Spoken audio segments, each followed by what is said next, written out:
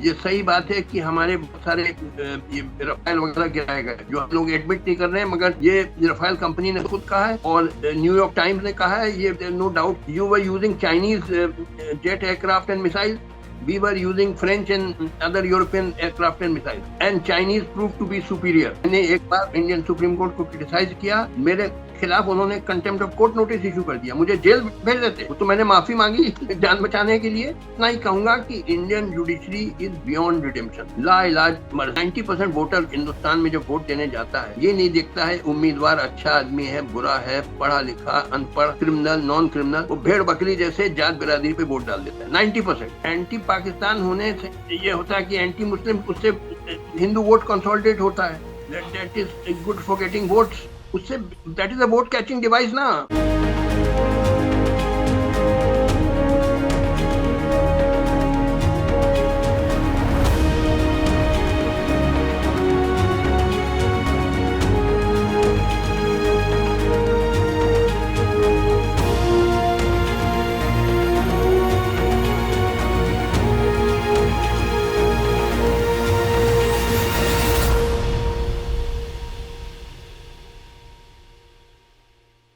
बिस्मिल्लाहिर्रहमानिर्रहीम, अस्सलाम वालेकुम नाज़रीन। आप देख रहे हैं ग्लोबल टाइम्स पाकिस्तान। मैं हूं हैदर हयात खान। पाकिस्तान और भारत के दरमियान तकरीबन 3.5 माह पहले एक जंग हुई और उसके बाद टेंशन है, मुसलसल हालात में बेहतरी दिखाई नहीं दे रही। और बिलखुसूस जो भारत में हुकूमत है, अप्रोच ये दिखाई दे रही कि शायद उनके सर पर अभी भी जंग का जुनून तारी है।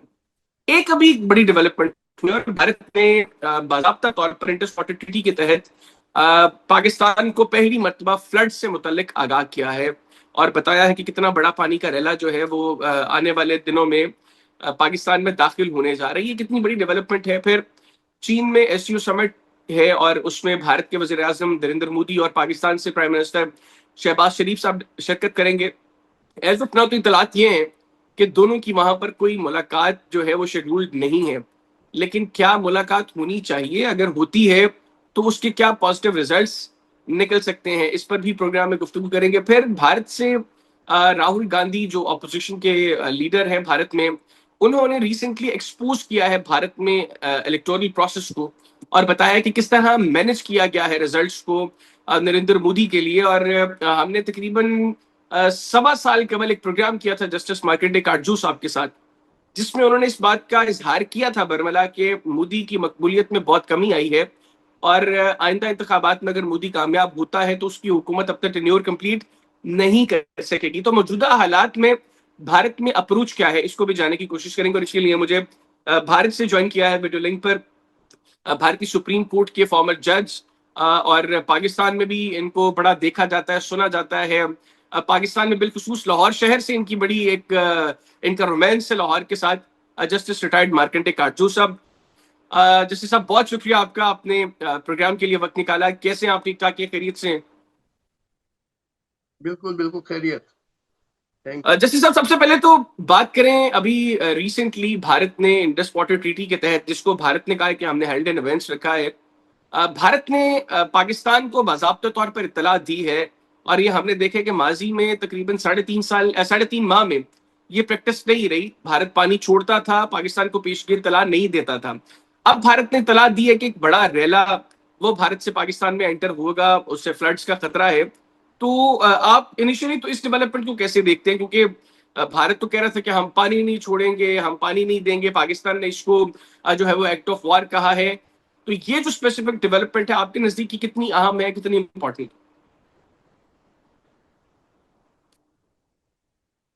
देखिए, पहले तो मेरा जो मौक़िफ़ है उसको समझिए। आप उससे इत्तेफाक न करते हो वो अलग बात है, मगर I have a right to present my view. You may disagree with it. पहले तो मैं भारत और पाकिस्तान को एक ही मुल्क मानता हूँ। ये दो मुल्क है ही नहीं। ये बंटवारा बिल्कुल अंग्रेजों का फ्रॉड था, पूरा अंग्रेजों की चाल थी, शरारत थी कि हम लोग हिंदू मुस्लिम आपस में लड़ते रहें और कमजोर रहें, एकजुट होकर हम लोग एक मॉडर्न इंडस्ट्रियल जायंट न बन पाए जैसे चाइना बन गया है। क्योंकि जब तक हम लोग एक मॉडर्न इंडस्ट्रियल जायंट नहीं बनेंगे, जो असल हम लोग के दुश्मन हैं वो है गुर्बत, बेरोजगारी, महंगाई, भुखमरी, lack of health care, lack of good education, वो कभी हम लोग अबॉलिश नहीं कर पाएंगे। और वही हमारा मकसद होना चाहिए, ये बड़े मैसिव जो सोशियो इकोनॉमिक इवल्स हैं इनको खत्म करना। तो वो खत्म करने के लिए हम लोग को एकजुट होना होगा और एक से रियूनाइट होना होगा। हम लोग होंगे, हम, क्योंकि वाकई में हम एक ही मुल्क है। ये बंटवारा को मैं फ्रॉड मानता हूँ, but reunite under a secular government, not under a government which look down on मुस्लिम और लुक डाउन ऑन हिंदू, सबको बराबर। तो मैं देखिए, जो ये आरएसएस का मौकिफ है अखंड भारत, उससे मैं इत्तेफाक नहीं करता हूँ, क्योंकि अखंड भारत का मौकिफ है कि हिंदू डोमिनेटेड रियूनाइटेड इंडिया, जबकि मैंने जो ऑर्गेनाइजेशन बनाया है इंडियन रीयूनिफिकेशन एसोसिएशन, उसका एम है reunited India, but India in which no one dominates anybody, no community dominates anybody, all are equal. तो ये बड़ा बिल्कुल फर्क है आरएसएस के कॉन्सेप्ट में हमारे कॉन्सेप्ट, क्योंकि कई लोगों ने हम लोग पे इल्जाम लगाया, हमारा जो ऑर्गेनाइजेशन है इंडियन रीयूनिफिकेशन एसोसिएशन, कि हम लोग तो वही आरएसएस का अखंड भारत चाहते हैं। मैंने कहा नहीं, बिल्कुल फर्क है। Akhand Bharat means Hindu dominated India. हम नहीं चाहते हिंदू डोमिनेटेड और Muslim dominated, any, no one should dominate anybody, all should be given equal respect. जो ग्रेट मुगल एम्परर अकबर की पॉलिसी थी, जिसका नाम था सुलह ए कुल, which means giving equal respect to all communities. और वही पॉलिसी बिल्कुल ऑफ ठीक। सुलह कुल सही पॉलिसी है हमारे सब कॉन्टिनेंट के लिए। और इसी वजह से Mughal empire lasted so long, for 300 years, क्योंकि इंक्लूसिव था, सबको साथ लेके चलता था। इवन हिंदू, बिल्कुल ऑल्दो ठीक। मुगल व Muslim, but Hindu very high post.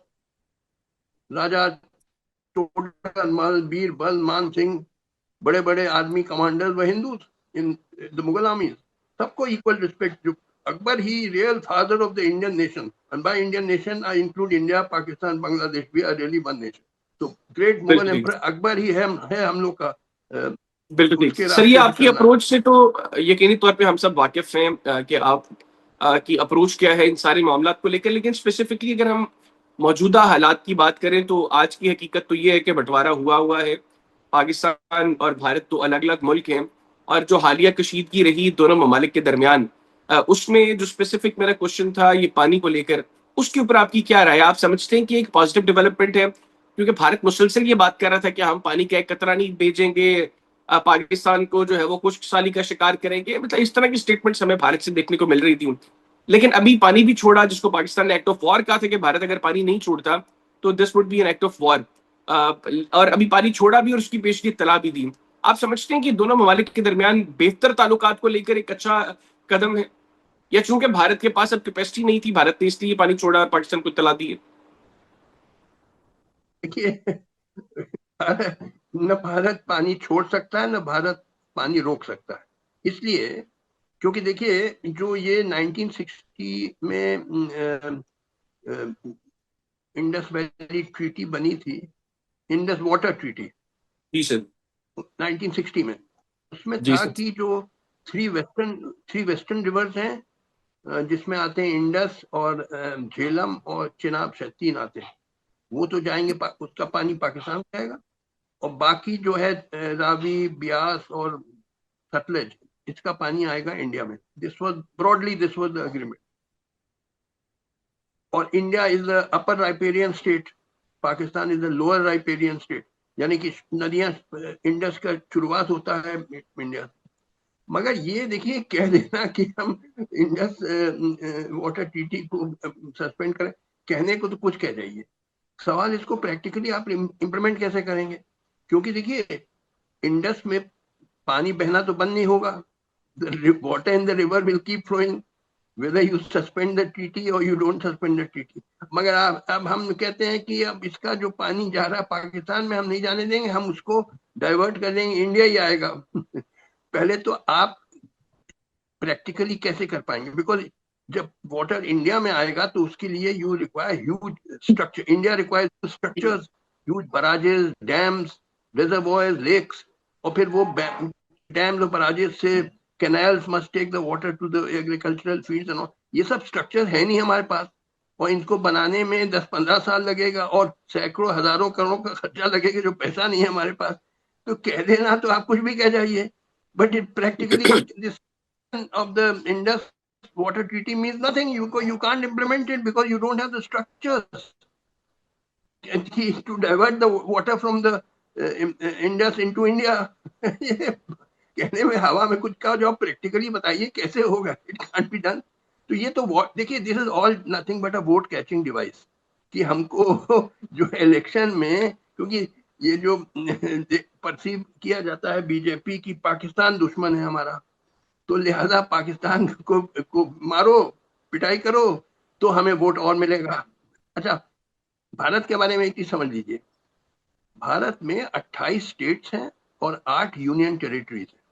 तो कहीं ना कहीं या चुनाव होता रहता है या चुनाव की तैयारियां होती रहती हैं. जैसे आजकल बिहार में अब अक्टूबर नवंबर में चुनाव, वहां की तैयारियां हो रही हैं चुनाव की. तो लिहाजा India is permanently in an election mode. हमेशा माहौल इलेक्शन का बना रहता है कहीं ना कहीं. तो वो इलेक्शन जीतने के लिए जरूरी है सोसाइटी को पोलराइज करना, हिंदू मुस्लिम नफरत फैलाना, कास्ट हेट्रेड फैलाना, है ना. तो लिहाजा ये सब जो है कि साहब पाकिस्तान को हमने देखो ये कर दिया, उसके खिलाफ ये कर दिया, ये सब वोट कैचिंग डिवाइसेस. इसका माने ना मतलब आप कागज में सस्पेंड कर दें इंडस वाटर, मगर पानी तो बहता रहेगा और उसको इंडिया में डाइवर्ट करने का आपके पास स्ट्रक्चर नहीं है. और कहने की हवाई बातें हैं और हवाई किले हैं बिल्कुल और ठीक, कुछ नहीं है. बिल्कुल ठीक. अच्छा सर, आपने ये जो बात की कि भारत हर वक्त इलेक्शन मोड में रहता है, किसी न किसी स्टेट में जो है वो या इलेक्शन हो रहा होता है या उसकी तैयारियां हो रही होती हैं. हमने ये देखा है कि जो हालिया इंतखाबात थे भारत के, और उसके बाद बीजेपी की पॉपुलैरिटी का ग्राफ, उसमें काफी हमें जो है वो कमी दिखाई दी. बिलखुसूस मोदी की पॉपुलैरिटी में भी. आपने भी, मुझे याद है, तकरीबन 1.25 साल कबल इंतखाबात से पहले भी मुझे मेरे प्रोग्राम में कहा था कि मोदी की पॉपुलैरिटी में काफी कमी आई है. अभी राहुल गांधी ने रिसेंटली भारत के इलेक्टोरल प्रोसेस को एक्सपोज किया है और बताया कि किस तरीके से इलेक्शंस को मैनेज किया गया है मोदी के लिए. आप इसको कैसे देख रहे हैं, और आपको लगता है कि वाकईतन जो हालात इलेक्शन से कबल थे, जो अप्रोच भारतीयों की थी, उसके बाद भारत में इलेक्शन कमीशन ने इंतखाबात के नताइज को मोदी के हक में मैनेज किया है? देखिए, आपने एक कहावत सुनी होगी, all is fair in love and war. जी. Politics is a kind of war. जब कांग्रेस पार्टी पावर में थी इंडिया में 50 साल, तो वो सब गड़बड़ सड़बड़ करती रहती थी, रिगिंग ऑफ द इलेक्शन करती थी. अब बीजेपी पावर में आ गया, अब वो रिगिंग करेगी. जो भी पावर में होगा वो अपने फेवर में रिगिंग कराएगी through election. Election commission and other institution have largely become agents of the ruling party. तो देखा, इस पे रोना पीटना क्या. ये जो पार्टी पावर में है, कांग्रेस 50 साल से ये कर रही थी, अब बीजेपी 1914 से पावर में आ गया, वो करेगी. बात सही है, मगर तुम क्या कर रहे थे, राहुल गांधी की पार्टी ने क्या किया 50 साल. तो लिहाजा आप रो क्यों रहे हो भाई, ये सभी कर रहे हैं, क्या किया थे. This is true. बिल्कुल ठीक. और सर, अभी ये जो बिहार का इलेक्शन है, आज आप भारत में एक आम आदमी की अप्रोच को मद्देनजर रखते हुए आपकी क्या प्रोडिक्शन है? बिहार के इंतखाबात के नताइज क्या होंगे? ये बीजेपी के हक में, या बीजेपी का जो अलायंस है उसके हक में जाएंगे, या जो भारत में इस वक्त जो फेडरल ऑपोजिशन अलायंस है, जिसको राहुल गांधी लीड कर रहे हैं, उसके हक में जाएंगे नताइज? आपकी मतलब प्रोडिक्शन क्या है उन नताइज के हवाले से बिहार के? देखिए, पहले तो आपको समझना चाहिए इंडियन पॉलिटिक्स चलती कैसे. Indian politics largely runs on the basis of caste and communal vote banks. यानी आम 90% वोटर हिंदुस्तान में जो वोट देने जाता है, ये नहीं देखता है उम्मीदवार अच्छा आदमी है, बुरा है, पढ़ा लिखा, अनपढ़, क्रिमिनल, नॉन क्रिमिनल. वो भेड़ बकरी जैसे जात बिरादरी पे वोट डाल देता है. 90%, आई एम नॉट सेइंग 100%. ये नहीं देखता है कि कीमतें बढ़ती जा रही हैं, आसमान छू रही हैं. ये नहीं देखता है बेरोजगारी बढ़ती जा रही, कुछ नहीं. सीधे सीधे ये जो उम्मीदवार हमारी जात का है, या उम्मीदवार, या जो जो पार्टी किसी कास्ट और रिलीजन को रिप्रेजेंट करती है वो हमारी है, बस उस पर ब्लाइंडली वोट, 90% वोट देते. ये हकीकत है. अब जैसे for example, Hindu upper caste जो है, हिंदू अपर कास्ट में आते हैं ब्राह्मण, राजपूत, बनिया और भूमिहार, ये सब. ये broadly they are with BJP. ये बीजेपी को वोट देंगे. Muslim will never vote for BJP, तो इसीलिए बीजेपी खिलाफ है मुस्लिम। अच्छा, जो इंटरमीडिएट कास्ट है जिनको भारत में कहते हैं ओबीसी, अदर बैकवर्ड कास्ट, वो एक तबका देता है बीजेपी को, एक तबका नहीं देता, मतलब कोई रिलायबल सपोर्टर नहीं है बीजेपी का। और सिमिलरली जो लोएस्ट है दलित, जिनको शेड्यूल कास्ट भी कहते हैं इंडिया में, वो भी कोई रिलायबल सपोर्टर नहीं है बीजेपी का। तो लिहाजा ये बिहार इलेक्शन का क्या नतीजा निकलेगा कहना बड़ा मुश्किल है, मगर वो वोटिंग होगी on caste and religious vote lines. कोई बिल्कुल ठीक। मतलब नहीं है कि रिगिंग चोरी की। नोबडी जब वोट देने जाता है voter, he will not consider this की वोट चोरी। चिल्लाते रहे कि आजकल यही चिल्लाया जा रहा है सारे टीवी चैनल यूट्यूब पे कि वोट चोरी, वोट थेफ्ट, वोट चिल्लाते रहो। वोटर है वो तो जाके जांच बुनियादी पे देगा। तो बिल्कुल ठीक। लिहाजा ये इससे कोई फर्क नहीं पड़ेगा। और देखिए ये मैक्सिमम, अगर मानिए वोटर लिस्ट सही भी बने, रीडिंग ना हो, मैक्सिमम होगा कि चेंज इन लीडरशिप आ जाएगा। Instead of Nitish Kumar being chief minister of Bihar, Lalu Yadav और his son Tejashwi Yadav will become chief minister of Bihar. मगर आम आदमी की जिंदगी पे क्या फर्क पड़ेगा? देखिए, test of every activity is one and only one, वो है does it raise the standard of living of the people, does it give people better lives? तो उस नजरिए से अगर आप देखेंगे तो चाहे रिगिंग होए या न रिगिंग होए कोई फर्क नहीं पड़ेगा। बिल्कुल ठीक। कि बिल्कुल मैक्सिमम फर्क, अगर रिगिंग ना हो मैक्सिमम फर्क होगा कि चेंज इन लीडरशिप हो जाएगी, बट आम बिल्कुल ठीक आदमी होगा। की जिंदगी पे कोई फर्क नहीं पड़ेगा। बिल्कुल ठीक सर, मेरे पास वक्त कम है, मैं दो लिहाजा तीन और चीजें आपके साथ क्विकली डिस्कस करना चाहता हूँ।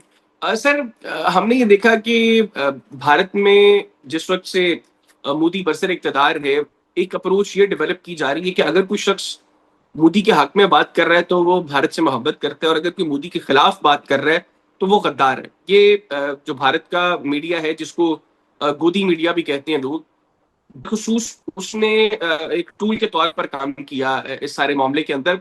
और ये अप्रोच अल्टीमेटली हमने देखा कि भारत में ऐसा हुआ भी। अब हम ये देख रहे हैं कि गुज़श्ता चंद माह से इस अप्रोच में काफी तब्दीली है। लोग ओपनली मोदी को क्रिटिसाइज कर रहे हैं, लोग उसकी पॉलिसीज को क्रिटिसाइज कर रहे हैं। फिर हालिया पाक भारत जंग के बाद जो एक झूठा बयानिया मोदी हुकूमत ने बनाने की कोशिश की, लोगों ने उसको भी बाय नहीं किया। आज भारत में आम आदमी की अप्रोच क्या है? आज हर शख्स ये जानता है कि जो हालिया जंग हुई पाकिस्तान और भारत के दरमियान, इसमें पाकिस्तान ने भारत का नुकसान किया, भारतीय राफेल तैयारे गिराए, उनकी मिलिट्री इंस्टॉलेशंस को हिट किया। और भारत जिसका दिफाई बजट पाकिस्तान से 10 गुना ज्यादा है, उनके पास मैन पावर पाकिस्तान से ज्यादा है, जहाज ज्यादा है, टेक्नोलॉजी के एतबार से भी वो जहाज पाकिस्तान के जहाजों की निस्बत जदीद थे। एक आम भारतीय मोदी की पॉलिसीज और इस जंग में भारत की शिकस्त को मोदी के साथ रिलेट करके कैसे देख रहा है? देखिए, मैंने आपको शुरू में भी बताया और फिर दोहरा रहा हूँ। आम आदमी सीधे सीधे भेड़ बकरी जैसे जात बिरादरी पे वोट देगा। उसको किसी चीज में इंटरेस्ट नहीं है कि रिगिंग हुई है, लड़ाई हुई है, कुछ नहीं। दे आर जस्ट सीधे सीधे जात बिरादरी पे वोट देगा। डू यू नो वन लेकिन सर, फिगर आई आपने शुड उसमें एक गिव और यू? इंपॉर्टेंट चीज की थी ना कि भारत में एक एंटी पाकिस्तान रेटरिक हर वक्त चलता है।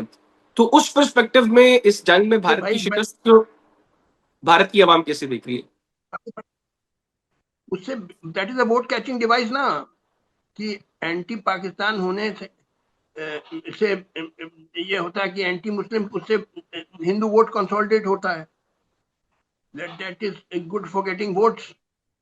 लेकिन लेकिन देखिए जंग में हारने से उस बयानी को फर्क नहीं पड़ता। देखिए, आप कहते हैं कि भारत हार गया, भारत कहता है आप हार गए, तो लिहाजा यहाँ जो जो जो नैरेटिव चलाया जा रहा है इंडिया में कि इंडिया ने शिकस्त दी है पाकिस्तान को। लेकिन हमने आप सिर्फ भारत से उसका बड़ी आवाजें सुनी है। भारत से ये लोगों की को मैं कोट कर रहा हूँ। इनफैक्ट आपके जो सीडीएस है जनरल अनिल चौहान, उन्होंने एक्सेप्ट किया है कि आपके लॉसेस हुए। भारत के जो डिफेंस अताशी थे इंडोनेशिया में, कैप्टन शिव कुमार, उन्होंने बताया कि भारतीय एयरफोर्स को नुकसान हुआ। फिर एयर वाइस मार्शल ए के भारती, उन्होंने भी प्रेस कॉन्फ्रेंस के अंदर कहा था कि लॉसेस जो है वो जंग का हिस्सा है, नुकसान होते हैं। उन्होंने भी एक्सेप्ट किया। तो अगर मुआवजा करें जो एयर बैटल हुई पाकिस्तान और भारत के दरमियान, तो 5 जहाज तो भारतीय एक्सेप्ट कर रहे हैं, पाकिस्तान कह रहे हैं हमने 6 या 7 गिराए हैं, लेकिन 5 जहाज तो भारतीय एक्सेप्ट कर रहे हैं कि हमारे गिरे हैं, जिनमें 3 राफेल्स भी शामिल हैं। तो उससे बीजेपी के बयानिए को आपके नजदीक चोट नहीं पहुंची होगी कि लोग जो सोचते हैं कि हम 10 गुना बड़ा बजट देते हैं आपको पाकिस्तान की निस्बत, तो आप फिर भी पाकिस्तान से शिकस्त खा गए? देखिए, मैं आपकी बात से इत्तेफाक करता हूँ।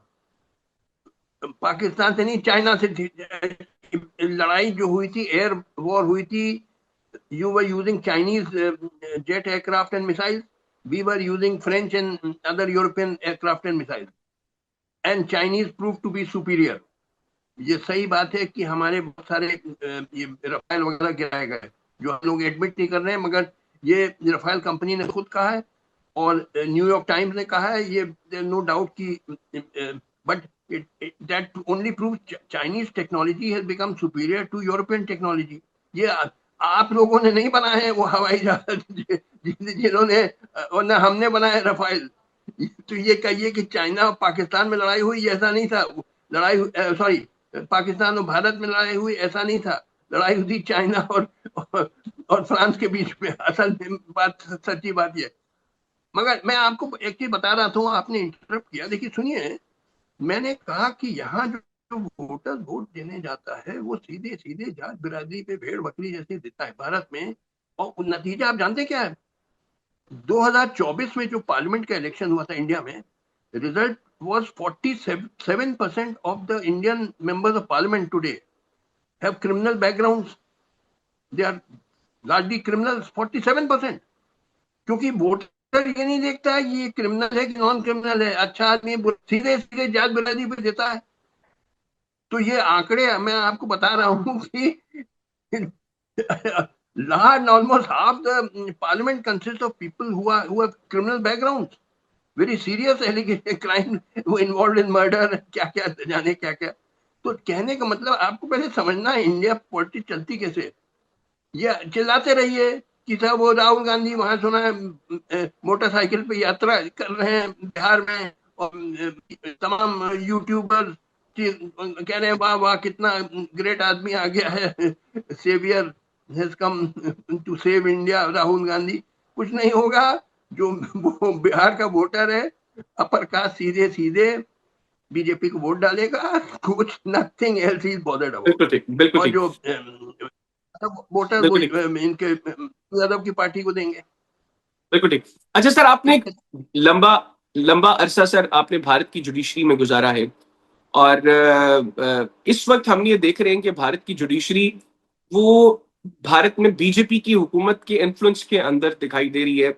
जो फैसले आ रहे हैं, जिस तरह के फैसले आ रहे हैं, बाबरी मस्जिद का जो फैसला था, मैंने एक बड़ा डिटेल्ड प्रोग्राम आपके साथ उस पर किया और आपने बड़ा क्रिटिसाइज किया इंडियन जुडिशरी को। अभी रिसेंटली मालेगांव ब्लास्ट की जो मेन कल्प्रिट थी प्रज्ञा सिंह ठाकुर, जो बीजेपी की टिकट पर लोकसभा की मेंबर भी रह चुकी है, उसको भी बरी कर दिया गया है। और भी कुछ फैसले ऐसे आए जिसमें बीजेपी या आरएसएस से एसोसिएटेड जो लोग थे, जो दहशतगर्दी की कार्रवाइयों में मुलव्वस थे भारत में, उनको बरी किया गया।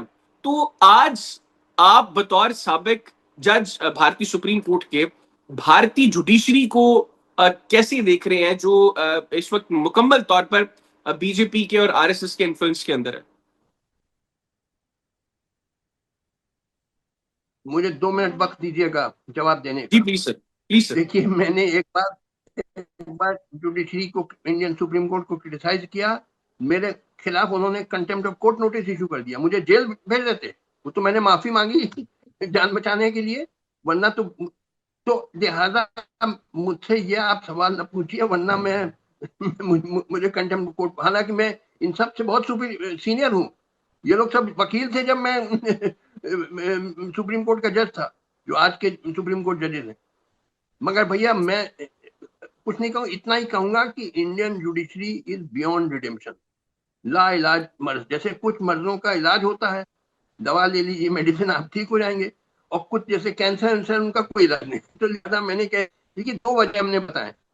एक तो बहुत लंबा वक्त लगता है केस डिसाइड होने, यानी 10 15 20 साल लग जाता है by the time case in India is decided after appeal, second appeal, 20-25 साल आपके बाल सफेद हो जाएंगे साहब by the time the case is decided. किसके पास 20-25 साल है केस तय करने के लिए? इतना वक्त कहाँ है? और दूसरी चीज, आधी से ज्यादा इंडियन जुडिशरी करप्ट हो गई है। ये देखिए, हमारे एक यूनियन लॉ मिनिस्टर थे, उनका नाम था शांति भूषण, बहुत सीनियर लॉयर भी थे सुप्रीम कोर्ट के। उन्होंने एक हलफनामा दिया था सुप्रीम कोर्ट में, शायद 2009 में दिया था, आप चेकअप कर लीजिएगा गूगल में, शांति भूषण। तो उन्होंने कहा कि पिछले 16 चीफ जस्टिस ऑफ इंडिया में से 8 डेफिनेटली करप्ट थे। Half of the previous 16 chief justice of India but definitely corrupt. 2 के बारे में अनसर्टन है कि करप्ट भी थे या नॉन करप्ट, पक्का नहीं कहा जा सकता है, और 6 डेफिनेटली। और उनके नाम लेकर उन्होंने एक लिफाफे में सील्ड कवर में दिए सुप्रीम कोर्ट। ये एक यूनियन लॉ मिनिस्टर कह रहा है 2009 में। अब उसके बाद सिचुएशन और बदतर हो गई है, करप्शन बहुत मैसिव हो गया है। तो बस इससे ज्यादा अब मुझसे कहलवाइए, नहीं तो मेरे बिल्कुल ठीक सर, मैं सर मुसीबत कोई ऐसा सवाल नहीं करना चाहता जो आपके लिए कोई प्रॉब्लम क्रिएट करे। और मैं बिल्कुल जो जितनी आपने राय दी है, मैं इससे बढ़कर इससे मुतालिक आपसे सवाल भी नहीं करूंगा। लेकिन सर जाते जाते आखिर में ये बताइएगा, मेरे पास वक्त कम है, आखिर में सर ये बताइएगा कि अभी हम देख रहे हैं कि आरएसएस भी समहाउ प्रेशराइज कर रही है मोदी को कि वो रिजाइन करें। जो उनकी एक पॉलिसी है गालिबन के 75 बरस के बाद उसको एज प्राइम मिनिस्टर काम नहीं करना चाहिए। अब समझते हैं कि अभी 17 सितंबर को, अगर मैं गलत नहीं हूं तो मोदी का बर्थडे है 75th। इसके बाद प्रेशर बढ़ेगा, और जो इस वक्त पब्लिक अप्रोच में भी थोड़ा सा फर्क है, अल्टीमेटली चीजें मोदी के अगेंस्ट जा सकती हैं, या कंफर्टेबल है मोदी, ये टर्म भी कंप्लीट करेगा और अगला इलेक्शन भी जो है वो कंटेस्ट करेगा as prime minister candidate from BJP? देखिए, अब ये कुछ कहा नहीं जा सकता, वी कैन नॉट स्पेकुलेट कि क्या होगा, बड़ा अनसर्टन है, तो इसका मैं कुछ जवाब नहीं दे पाऊंगा, because I have no knowledge about what is happening. बिल्कुल ठीक, बिल्कुल ठीक। Thank you very much sir, so nice of you, आपने प्रोग्राम के लिए वक्त निकाला। नाज़रीन, जस्टिस रिटायर्ड मार्केंडे काटजू साहब हमारे साथ मौजूद थे, गुफ्तगू उनकी आपने सुनी। उम्मीद करता हूँ आपको आज का प्रोग्राम पसंद आया होगा। अपना फीडबैक मुझे जरूर दीजिएगा। इजाजत दीजिए, अल्लाह हाफिज। पाकिस्तान हमेशा जिंदाबाद।